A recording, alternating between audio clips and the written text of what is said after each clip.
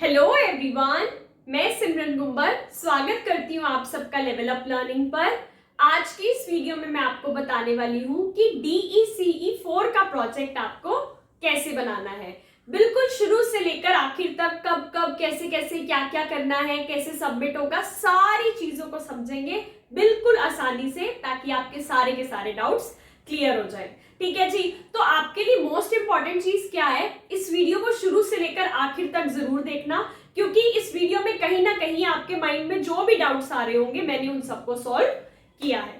ठीक है जी। अब बात ये है, बच्चे बोलते हैं कि मैम DECE 4 का जो प्रोजेक्ट है ना इतना कंफ्यूजिंग है, समझ ही नहीं आ रहा कब क्या करना है, किस चीज को फॉलो करना है। कोई कहता है DECE 4 की प्रोजेक्ट मैनुअल जो बुक आती है उसके बेसिस पे बनेगा, कोई कहता है कि ये जो न्यू गाइडलाइंस आई है उसके बेसिस पे बनेगा, लेकिन ये सब चीजें तो मिक्स हो रही हैं।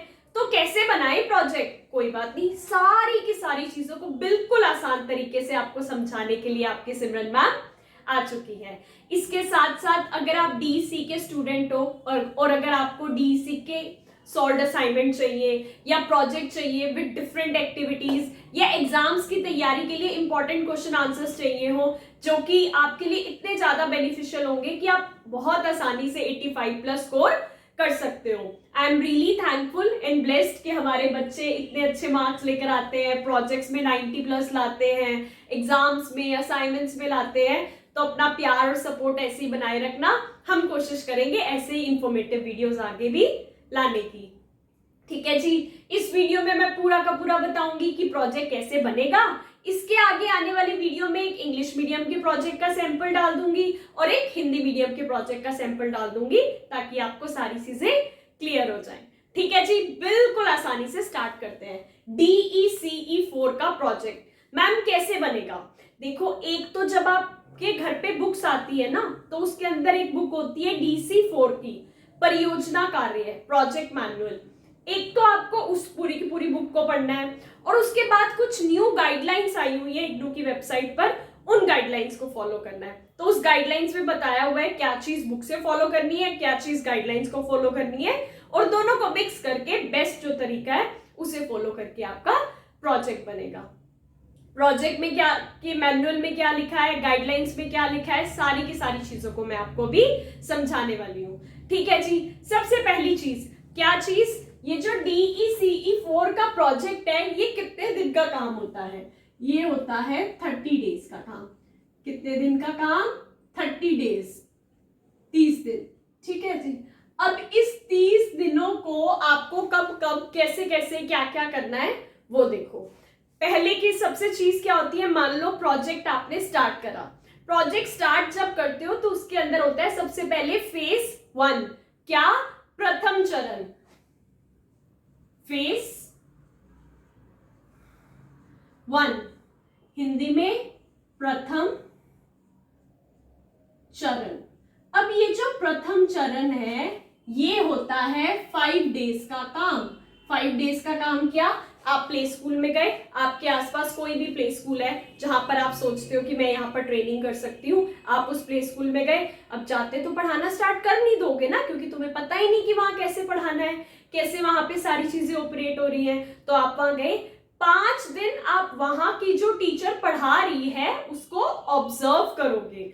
उसको ऑब्जर्व करोगे तो आपने अपनी एक नोटबुक ले गए, आपने लिखा कि क्या कहते हैं, नोट्स टेकन ड्यूरिंग ऑब्जर्वेशन। मैं जब आपको अगली वीडियो में बताऊंगी, सैंपल दिखाऊंगी प्रोजेक्ट का, तो उसके अंदर सारी चीजें होंगी। सबसे पहले आप स्टार्ट करोगे फेज 1, प्रथम दिन, first day, notes taken during observation. अब आपने नोट्स लिए, क्या कि 8:30 बच्चों ने धीरे धीरे आना स्टार्ट कर दिया। Children started arriving at 8:30। 9 o'clock prayer हुई, असेंबली हुई। 9:30 पे पहली एक्टिविटी स्टार्ट हो गई। क्या एक्टिविटी थी? पोएम रेसिटेशन थी। तो बच्चे ट्विंकल ट्विंकल लिटिल स्टार कर रहे थे। ऐसे पूरे दिन का सुबह 8:30 से लेके 12:30 तक का स्कूल में जो जो जो जो चीजें हुई छोटे छोटे नोट्स बनाकर लिख दिए, पूरे दिन का ब्यौरा दे दिया। आगे बढ़े, आगे आप लिखोगे, एक तरफ एक शीट होती है ना, उसको ऐसे डिवाइड कर लिया। पहले इंग्लिश मीडियम का बता रही हूं, एक तरफ लिखोगे ऑब्जर्वेशन, दूसरी तरफ लिखोगे एनालिसिस। अब आपने लिखा कि 8:30 से लेकर 9 बजे तक बच्चे आ रहे थे। तो आपने यहाँ पूरी की पूरी ऑब्जर्वेशन लिखनी है। Children started arriving at school at around 8:30। ठीक है जी। अगर मैं हिंदी में भी अभी बताऊंगी, जैसे ऑब्जर्वेशन है ना, इसको यहाँ पे रख करके हिंदी में भी लिख देती हूँ साथ में। हिंदी मीडियम वाले बच्चे यहाँ लिखेंगे अवलोकन,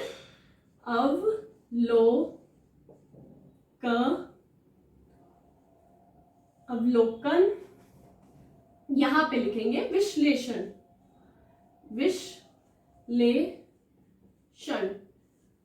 ऑब्जर्वेशन का मतलब होता है कि आपने सारा दिन वहां पर क्या क्या देखा, क्या क्या हो रहा है। एनालिसिस का मतलब होता है विश्लेषण, यानी कि आपने उससे क्या हिसाब किताब लगाया, उससे क्या हुआ। लेट्स सपोज आपने लिखा कि 8:30 से 9 बजे तक बच्चे स्कूल में आ रहे थे। आपने पूरा डिटेल में लिख दिया कि धीरे धीरे बच्चे आ रहे थे, हर बच्चे को टीचर ग्रीट कर रही थी, बोल रही थी good morning, how are you, how is your day, मतलब एवरीथिंग। ठीक है। ऑब्जर्वेशन, जो आपने देखा अपनी आंखों से। एनालिसिस में क्या होगा, आपने क्या ऑब्जर्व करके उसके अंदर से क्या विश्लेषण निकाला। आपने ये विश्लेषण निकाला कि जब हर बच्चा स्कूल में आता है और टीचर उसको गुड मॉर्निंग विश करती है तो बच्चा खुश हो जाता है, उसे अपना अपना सा लगता है, एक इमोशनल बॉन्ड फॉर्म हो जाता है। ठीक है ना, कहते हैं ना बच्चा अटैच हो जाता है जब मैडम उसको प्यार से कहती है हेलो बच्चा कैसे हो। तो आप यहाँ पर ये चीजें लिखोगे कि टीचर गुड मॉर्निंग विश करती है ताकि एक अच्छी बॉन्ड फॉर्म हो पाए। ठीक है, ये सब चीजों को आप प्रॉपर एनालिसिस करोगे। जैसे मान लो आप हमसे सॉल्व प्रोजेक्ट की पीडीएफ लेते हो, ठीक है, उसके अंदर ये सारी की सारी चीजें आपको मिलती हैं। उससे क्या होता है, आपको पता चल जाता है आपको क्या लिखना है। मैं आपको फिर से बता रही हूँ, क्या अगर आप सोचते हो कि आप किसी से लिखा लिखाया प्रोजेक्ट लेके सबमिट कर दोगे तो मैं आपको पहले बता रही हूँ वो प्रोजेक्ट रिजेक्ट हो जाएगा। क्यों? क्योंकि कई बार आपकी हैंडराइटिंग आपके एग्जाम से मैच कर ली जाती है, जब वो सेम नहीं होती तो उसके रिजेक्ट होने के चांसेस होते हैं। बताना मेरा फर्ज था, मानना ना मानना आपकी मर्जी। मैं आपको सजेस्ट करूंगी कि आप अपना प्रोजेक्ट खुद अपनी हैंडराइटिंग में लिखो तो ही बढ़िया रहेगा। ये जरूरी नहीं है कि आपको कि यार मेरे को तो समझ ही नहीं आ रहा क्या। आप हमसे सॉल्व प्रोजेक्ट की पीडीएफ लेना चाहते हो ले सकते हो, खुद बनाना चाहते हो खुद बना सकते हो, लेकिन उसमें से देख के लिखना आपको खुद अपनी हैंडराइटिंग में होता है, तभी आसानी से बच्चे हमारे तो 85+ और 90+ मार्क्स ले आते हैं। और जब आप भी लोगे ना, मान लो आपने हमसे सॉल्व प्रोजेक्ट की पीडीएफ ली, तो आपको भी पता नहीं चलेगा कितनी आसानी से आपका प्रोजेक्ट हो गया। तो ऐसे पूरा ऑब्जर्वेशन एनालिसिस पूरे के पूरे दिन का लिखा, एंड में फिर आप लिख दोगे कंक्लूजन। कंक्लूजन हिंदी में निष्कर्ष। ठीक है, निष्कर्ष कि आप पूरे दिन को ना एक शॉर्ट में बताओगे कि टीचर ने जो एक्टिविटी करवाई वो बहुत बैलेंस थी, कि बाहरी खेल भी थे जहां पे बच्चा बाहर खेल सकता था और भीतरी खेल भी थे, अंदर वाले भी थे। ठीक है, इंडिविजुअल प्ले भी थे कि बच्चा अकेला खेल पाए और ग्रुप में खेल पाए। ऐसे पूरे दिन को प्रॉपर जो भी एक तरीका होता है बेस्ट टीचिंग का एक्सप्लेन करने का, उस हिसाब से आप कंक्लूजन लिख दोगे। एक दिन का काम पूरा हो गया। ऐसे दूसरे दिन क्या आपने ऑब्जर्व करा, तीसरे दिन ऑब्जर्व करा, चौथे दिन ऑब्जर्व करा, पांचवें दिन ऑब्जर्व करा। कितने दिन का काम हो गया? 5 दिन का काम हो गया। इसके साथ साथ जब आपने ऑब्जर्व करा तो आप वहां की फोटोज खींच सकते हो। आपने वहां की फोटोज खींच के अपने प्रोजेक्ट के साथ लगा दी। ठीक है, वहां पे एक्चुअल फोटोज लगा दी आपने जो स्कूल में ऑब्जर्व करी है। या फिर कई बच्चे थोड़ी ड्राइंग वाली लगा देते हैं कि प्रेयर हो रही है या वो हो रही है, वो आपके प्रोजेक्ट की क्वालिटी को इनहांस कर देता है। ये सब करोगे, वहां आपकी रियल फोटोज खींच खींच के लगा देना। ये हो गया आपका फेज 1 प्रथम चरण का काम पूरा। जब आप हमसे मान लो सॉल्व प्रोजेक्ट लेते हो तो उसके अंदर ये सारी चीजें होती हैं, तो आपको कोई दिक्कत आती नहीं है। ठीक है जी, लेकिन मैं आपको फिर भी बता रही हूं, जो बच्चे अगर खुद बनाना चाहते हैं उनको किन किन बातों का ध्यान रखना है। ठीक है, बारी आती है फेज 2 की। किसकी? फेज 2 यानी कि दूसरा चरण। दूसरा चरण ये कितने दिन का काम होता है? ये काम होता है 20 दिन का। कितने डेज का? 20 डेज। इन 20 डेज में कितनी एक्टिविटीज करानी है? 30 एक्टिविटीज। 20 दिन में 30 एक्टिविटीज? हाँ जी। जब आप गए पहले 10 दिन, पहले 10 दिन 10 एक्टिविटीज, 10 एक्टिविटीज। डेली एक एक एक एक एक एक एक्टिविटी करवाओगे, पहले 10 दिन की 10 एक्टिविटीज, ठीक है। नेक्स्ट 10 दिन या हम लिख देते हैं नेक्स्ट 10 डेज। 20 दिन का काम था ना, 10 दिन 10 एक्टिविटीज, नेक्स्ट 10 डेज एक दिन में 2-2 एक्टिविटीज करवानी है, तो 10 दिन की 20 एक्टिविटीज। टोटल हो गई कितनी? 30 एक्टिविटीज। 30 एक्टिविटीज। ध्यान रखना, बहुत बच्चों को कंफ्यूजन होती है, मैम 30 एक्टिविटीज 30 डेज का काम है क्या? नहीं, 30 एक्टिविटीज 20 दिन का काम है। देख लो, पहले 10 दिन एक दिन की एक एक एक्टिविटी 10 एक्टिविटीज, अगले 10 दिन एक दिन की 2-2 एक्टिविटीज 20 एक्टिविटीज, टोटल हो गई 30 एक्टिविटीज। ठीक है जी। अब इन एक्टिविटीज को लिखना कैसे है? ये है आपके प्रोजेक्ट के मार्क्स को सीधा से सीधा 90+ करवाने वाला काम। क्यों करवाने वाला काम? क्योंकि इतनी बढ़िया बढ़िया एक्टिविटीज हम आपको बताएंगे, वो बढ़िया बढ़िया एक्टिविटीज आप लिख कर आओगे और एग्जामिनर कहेगा वाह भाई, एक्टिविटीज हो तो ऐसी हो, बिल्कुल एज एप्रोप्रिएट। ये नहीं कि बच्चा है तुम्हारा 5 साल का, एक्टिविटी तुम ऐसी करा रहे हो जो 15 साल के बच्चों को करवानी चाहिए या 20 साल के बच्चों को करवानी चाहिए। पहली तुम्हारी एक्टिविटी देख के एग्जामिनर मारेगा क्रॉस और रिजेक्ट कर देगा कि इस बच्चे को तो वैसे ही नहीं कुछ पता टीचिंग के बारे में, ये तो लगता है किसी और प्रोफेशन का ऐसे ही कोर्स करने आ गया है। हो जाता है रिजेक्ट बच्चों का। अगर आपने टीचिंग स्ट्रैटेजी नहीं फॉलो करी, टीचिंग मेथड नहीं फॉलो करा, किसी एक्सपीरियंस बंदे से सलाह नहीं ली कि किस हिसाब से एक्टिविटीज लिखनी है, या किसी समझदार बंदे से मान लो आपने प्रोजेक्ट नहीं लिया और खुद ही अपने हिसाब से कुछ भी डिजाइन कर रहे हो और आपको नहीं पता टीचिंग के बारे में, तो आपका प्रोजेक्ट रिजेक्ट हो जाएगा। ठीक है जी। अगर खुद बनाना चाहते हो तो कोई मना ही नहीं है, DC4 प्रोजेक्ट की पूरी बुक खोल के बैठो, पूरी की पूरी उसको अच्छे से पढ़ो, काफी हद तक चीजें तुम्हें समझ आ जाएंगी। ठीक है जी, ये चीज आपको समझ आ गई। अब एक्टिविटीज लिखनी कैसे है? आपने लिखा फेज 2 दूसरा चरण। पहली एक्टिविटी आपने ऐसे ऊपर लिख दिया, एक्टिविटी सेशन 1। हिंदी में लिख सकते हो क्रिया सत्र 1, क्रिया सत्र 1। ठीक है। सबसे पहले आपने यहां पर लिख दिया कि ये एक्टिविटी हम सूक्ष्म क्रियात्मक विकास करा रहे हैं, स्थूल क्रियात्मक विकास करा रहे हैं। इंग्लिश में ग्रॉस मोटर डेवलपमेंट पे फोकस है, फाइन मोटर डेवलपमेंट पे फोकस है, ठीक है, बॉडी के मूवमेंट पे फोकस है, हाव भाव पे फोकस है, ड्राइंग एक्टिविटी है। जो भी आपका डोमेन है एक्टिविटी का, वो एक्टिविटीज के डोमेन्स भी सेट है, उन डोमेन्स के हिसाब से आपको एक्टिविटीज लिखनी है। ठीक है। जब आप हमसे प्रोजेक्ट लेते हो तो हम वो प्रॉपर सारी चीजें सीक्वेंस में फॉलो करके ही आपको प्रोजेक्ट देते हैं। आपने लिख दिया कि this activity will foster gross motor development या फाइन मोटर डेवलपमेंट या जो भी है। उसके बाद नीचे आपने लिखा लक्ष्य, इंग्लिश वाले लिख सकते हैं goal of the activity, goal of the activity. फिर आप वही लिख सकते हो दिस एक्टिविटी विल, जैसे मान लो कोई ड्राइंग एक्टिविटी है तो आप लिख सकते हो this activity will enhance the drawing skills of the child as well as he will be able to express himself through the drawings. Hindi में कि इस क्रिया को करने के बाद बच्चे की ड्राइंग की स्किल्स डेवलप होंगी, वो अपने आप को अच्छे मतलब एक्सप्रेस कर पाएगा ड्राइंग के थ्रू। जैसे हम बच्चों को कह देते हैं ना, शीट देके कुछ भी बना लो, खुश होता है तो अच्छी अच्छी ड्राइंग बना लेता है, दुखी होता है तो ऐसे ही कुछ भी करके दे देता है। ठीक है। कोई पोयम की एक्टिविटी है तो बच्चे हमारे पीछे पीछे गाते हैं, मछली जल की रानी है, जीवन उसका पानी है। तो बच्चे हाव भाव से एक्टिविटी करनी सीखते हैं, वो सब चीजें लिख दोगे आप। ठीक है जी। यहां पर एक पॉइंट आ गया ये चीज। उसके बाद आएगी विषय वस्तु, विषय वस्तु इंग्लिश में कह सकते हो कंटेंट ऑफ द एक्टिविटी।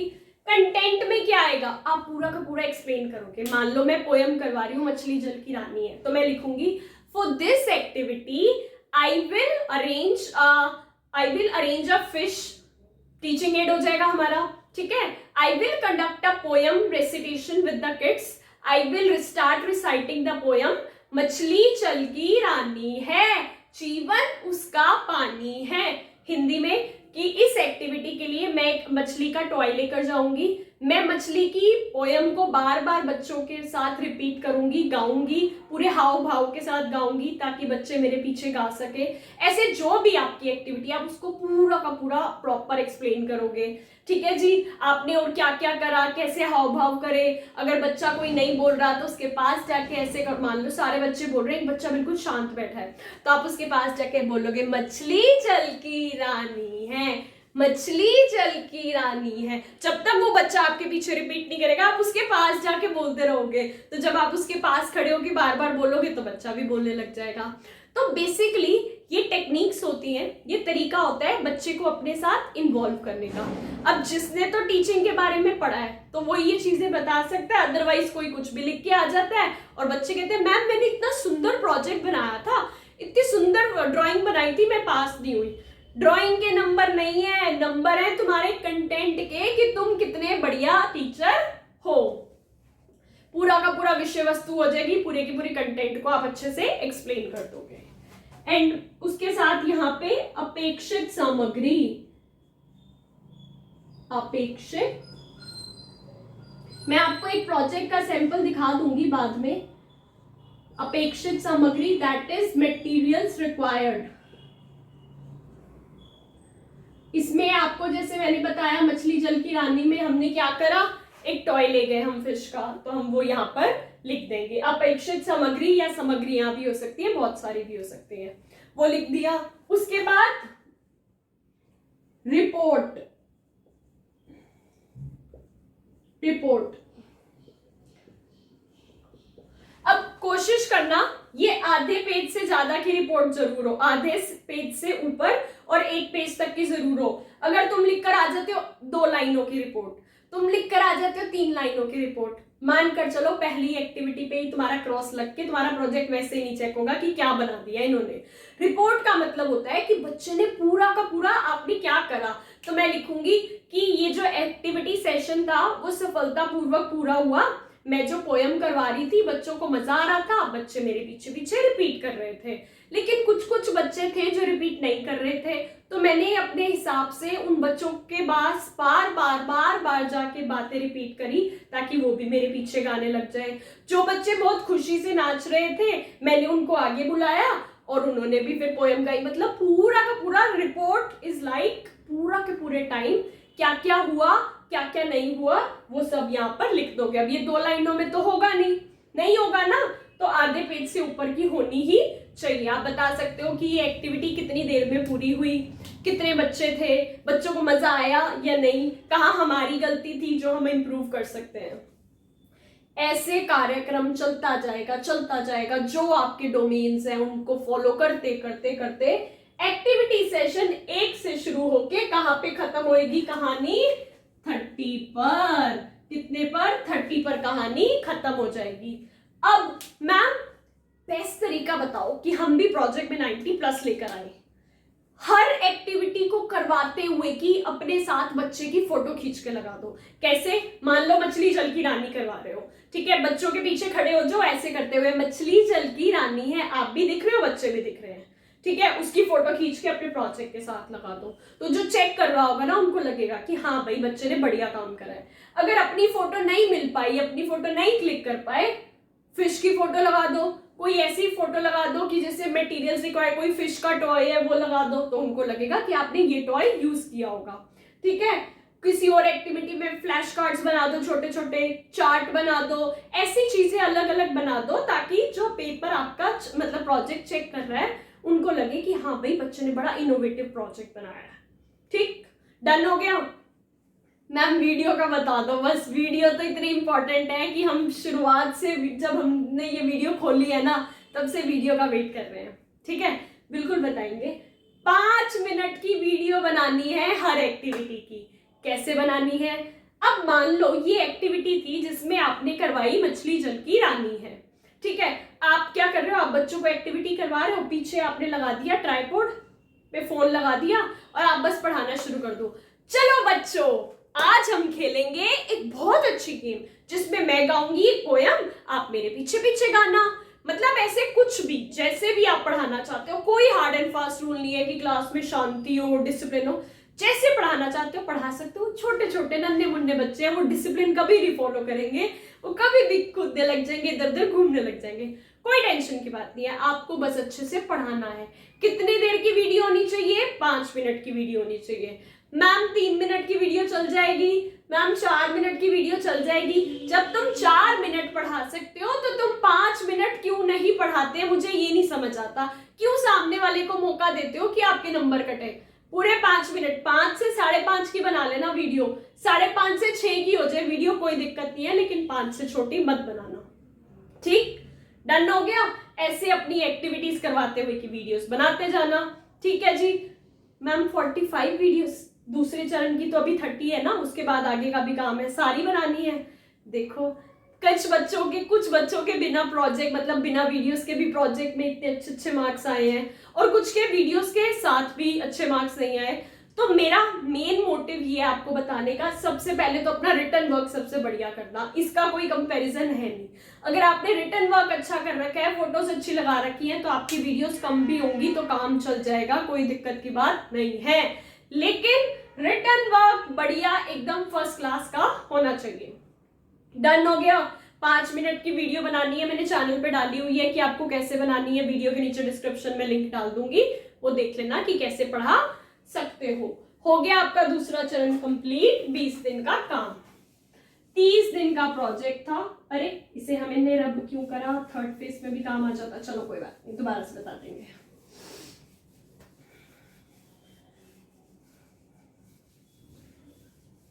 ठीक है जी। अब आते हैं फेज 3 पर। किस पे? फेज 3 यानी कि तीसरा चरण। 30 दिन का काम था, 5 दिन यहाँ के, 20 दिन यहाँ के, बच्चे 5 दिन यहाँ के, 5 डेज हो गए, टोटल 30 डेज। अब इसमें आपको क्या करना है? 5 दिन की पहले बनानी होती है पाठ्यचर्या। 5 डेज करिकुलम, पाठ्यचर्या। जब हमसे सॉल्व प्रोजेक्ट लेते हो तो उसके अंदर सब कुछ होता है। उसमें आपने ऐसे लिख दिया, यहाँ पे लिख दिया समय अवधि, यहाँ पे लिख दिया एक्टिविटी या कुछ भी कार्य जो हो रहा है। 8:30 से 9 ये करवाओगे, 9 से 9:30 ये करवाओगे, 9:30 से 10 ये करवाओगे। वो सारी चीजें डिटेल में टेबल के फॉर्म में आपने लिख दी।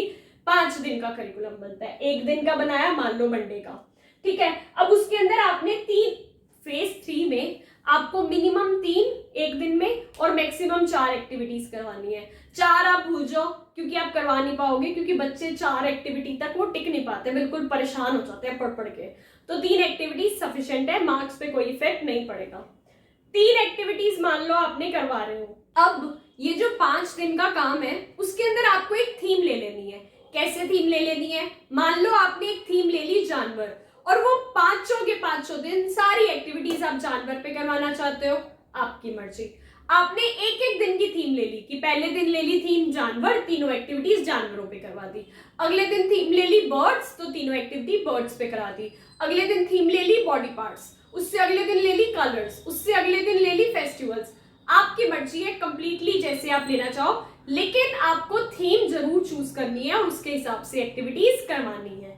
मान लो पहले दिन आपने थीम चूज करी है बॉडी पार्ट्स, तो आप ये जो करिकुलम बना रहे हो पहले दिन का मंडे का, तो उसमें जो 3 एक्टिविटीज की जगह छोड़ी होगी तो उसमें आप लिखोगे कि एक बॉडी पार्ट से रिलेटेड मैंने पोएम करवा दी, एक थी हमारी क्या कहते हैं कोई एक्टिविटी थी ड्राइंग वाली, तो वो आंखों में कलर कर रहा है बच्चा या आंख बना रहा है उसको ट्रेसिंग वर्क कर रहा है, और तीसरी हो गई जैसे आप एक हो गई पोएम, दूसरी हो गई कि क्या कर रहा है वो बच्चा कलर कर रहा है, तीसरी होगी आइडेंटिफाई द बॉडी पार्ट्स। मैं पूछूंगी ये कौन सा बॉडी पार्ट है, वो बच्चा कहेगा आई, मैं कहूंगी ये कौन सा बॉडी पार्ट है, वो कहेगा ईयर। ऐसे एक्टिविटी करा ली तो आप वो यहाँ पर लिखोगे।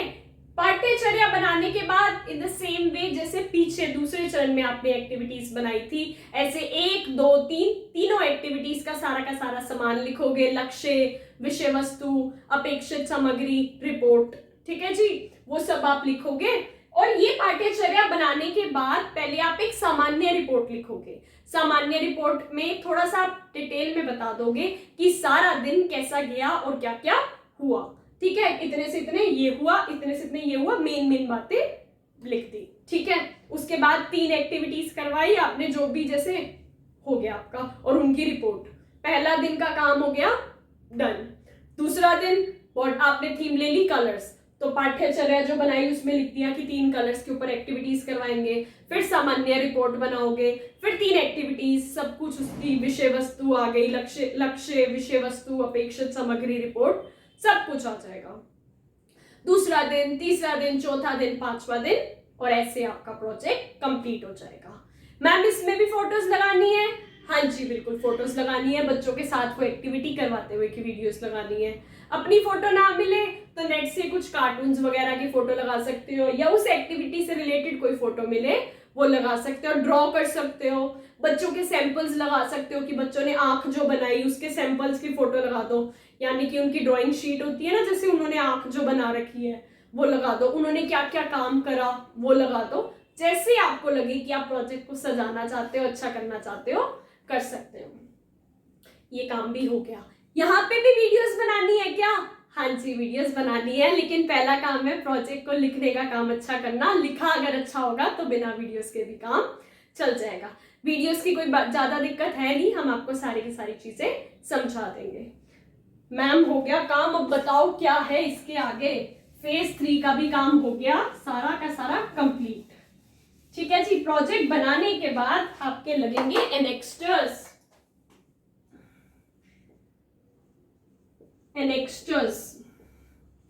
एनेक्स्टर्स क्या होते हैं मैडम? हिंदी में होते हैं संगलनक। क्या होता है कि आपने जो प्रोजेक्ट बनाया है, अब उसको कोई चेक भी तो करेगा, कोई नंबर भी तो देगा कि कैसा प्रोजेक्ट बनाया है, कैसा काम करा है। तो आपके आसपास जो भी प्ले स्कूल है, जहां पे भी आपने ट्रेनिंग की है या जिनसे भी साइन करवा रहे हो, वहां जो टीचर वर्क कर रही है, जिसने ईटीटी, एनटीटी, ये देखो गाइड के बारे में भी बता रही हूँ, गाइड क्वालिफिकेशन क्या होनी चाहिए, क्वेश्चन मार्क में बता रही हूँ। अगर उस टीचर ने ईटीटी कर रखी है, एनटीटी कर रखी है, जेबीटी कर रखी है, डीएलएड कर रखी है, ठीक है, या बीएड कर रखी है, और उसके साथ एनटीटी से रिलेटेड कोई सेमिनार अटेंड कर रखा है, तो वो आपकी गाइड बन सकती है। ठीक है जी, उसका क्या करना है, वो आपकी गाइड बन जाएगी। आपके जो भी एनेक्स्टर्स हैं उन पे मार्क्स देंगे, या फिर आप उनको ना पता हो कि कैसे मार्क्स देने हैं, तो जब आप हमसे प्रोजेक्ट परचेज करते हो तो मैं आपको वीडियो देती हूँ कि एनेक्स्टर्स कैसे फिल होंगे, आप वो देख के मार्क्स लगवा सकते हो, या फिर मैंने चैनल पे भी वीडियो डाली हुई है, वो आप देख सकते हो, वो आपको इस पे मार्क्स दे देंगे। उसके साथ उनको बोलना कि अपने डिप्लोमा की फोटोकॉपी आपको दे दे, ताकि आप अपने प्रोजेक्ट के साथ में लगा लो। साथ में लगा लोगे तो जो आपका प्रोजेक्ट चेक कर रहा है उनको पता चल जाएगा कि हाँ भाई ये जो गाइड है सच में पढ़ा लिखा है, यानी कि सच में टीचर है, इसके पास वो क्वालिफिकेशन है। ठीक है जी, गाइड और आपके एनेक्स्टर्स पे जगह होती है गाइड के साइन की और प्रिंसिपल मैम के साइन की। तो प्रिंसिपल मैम के साइन पे जो स्कूल की प्रिंसिपल मैम होंगी वो साइन करेंगी और अपने स्कूल की स्टैंप लगा देगी। बस हो गया सारा काम। अब इस एनेक्स्टर को आप सबसे आगे लगाना चाहो आगे लगा सकते हो, लास्ट में लगाना चाहो लास्ट में लगा सकते हो। डन? कोई दिक्कत मैडम, सबमिट कहाँ करना है? देखो जी, सबमिशन, सबमिट। प्रोजेक्ट को सबमिट करने की लास्ट डेट क्या है वो मैं चैनल के नीचे वीडियो के कमेंट सेक्शन में पिन कर दूंगी। कमेंट को वो सबसे ऊपर रहेगा। वीडियो में क्यों नहीं बता रही मैं, क्योंकि कई बार डेट एक्सटेंड हो जाती है और तुम लोग हो जाते हो कंफ्यूज। तो सबमिट करने की जो लास्ट डेट होगी वो मैं कमेंट सेक्शन में पिन कर दूंगी, उसे देख लेना, क्योंकि हर बार बढ़ती रहती है। डन? सबमिट करना कैसे है? स्टडी सेंटर पे नहीं, आपका प्रोजेक्ट सबमिट होगा कहां पर? दिल्ली मैदान गढ़ी हेड ऑफिस के एड्रेस पर। 2 तरीके हैं सबमिशन के, ऑनलाइन या ऑफलाइन। ऑनलाइन सबमिट कर रहे हो तो इनका एक पोर्टल खुलता है, उस पोर्टल पे आपके पूरे के पूरे प्रोजेक्ट की पीडीएफ अपलोड होती है। यहाँ पर पीछे जो मैंने आपको वीडियोस का काम बताया था, जो मैंने आपको वीडियोस बताई थी, ये चीज आपको ध्यान रखनी है। जो वीडियोस आपने बनाई हैं, आप यूट्यूब पे अपना एक चैनल बनाओगे, अपने नाम का चैनल बना लेना और उन वीडियोस को वहां पे अपलोड कर देना। अपलोड करके उसमें नाम लिखते हैं ना वीडियो में, तो लिख देना एक्टिविटी 1 उसकी वीडियो अपलोड, एक्टिविटी 2 उसकी वीडियो अपलोड, ऐसे अपनी सारी वीडियोस अपलोड कर देना। वीडियो अपलोड कर दोगे, जब आप उसको खोलते हो उस पर शेयर के बटन पे दबाते हो तो नीचे कॉपी लिंक आ जाता है, तो उस वो वीडियो का URL आ जाता है, जिससे कि कोई उस URL को टाइप करेगा तो उस वीडियो तक पहुंच जाएगा। उसको कॉपी करके रख लेना अपने नोटपैड में फोन के, या फिर एक पेज पे सारे के सारे URL लिख के रख लेना। अगर तो आप ऑनलाइन पोर्टल पे अपलोड करते हो तो जैसे ही पोर्टल आएगा मैं चैनल पे वीडियो डाल दूंगी कि पोर्टल आ गया है, पोर्टल पे ऐसे अपलोड करना है, वैसे अपलोड कर देना, प्रोजेक्ट की सारी PDF बनाकर जैसे जो जो मांग रहे होंगे, और लिंक्स को वहां पर पेस्ट करते जाना और सबमिट हो जाएगा। ऑफलाइन सबमिट कर रहे हो तो क्या करोगे, अपने पूरे के पूरे प्रोजेक्ट की हार्ड कॉपी, वीडियोस के लिंक्स यानी कि URL या लिंक एक पेज पे लिख देना, वो प्रोजेक्ट के साथ भेज देना। ऑनलाइन अपलोड करोगे तो लिंक आएगा, पोर्टल आएगा, उस पे कैसे अपलोड करना है सब बता दूंगी। ऑफलाइन सबमिट करोगे तो दिल्ली मैदानगढ़ी हेड ऑफिस के एड्रेस पे सबमिट होगा, मैंने चैनल पे वीडियो डाल रखी है, फिर भी मैं यहाँ पे ऐड कर दूंगी वो एड्रेस, उस एड्रेस पे पोस्ट कर सकते हो। आई होप प्रोजेक्ट से रिलेटेड जो भी डाउट्स थे तुम्हारे वो मैंने सॉल्व कर दिए होंगे, एंड आई होप नाउ कि अब आगे आने वाले बच्चे भी आसानी से 90+ मार्क्स ले आएंगे। अगर सॉल्व प्रोजेक्ट की PDF चाहिए हो ताकि इतना सारा तामझाम में कंफ्यूजन ना हो, बिल्कुल आसानी से मैंने जो चीजें सॉल्व कर रखी है उसमें से देख के लिख सको और अच्छे मार्क्स ला सको, तो लेवल अप लर्निंग का कॉन्टेक्ट नंबर वीडियो पर शो रहा होगा, वहां से कॉन्टेक्ट करके ले सकते हो।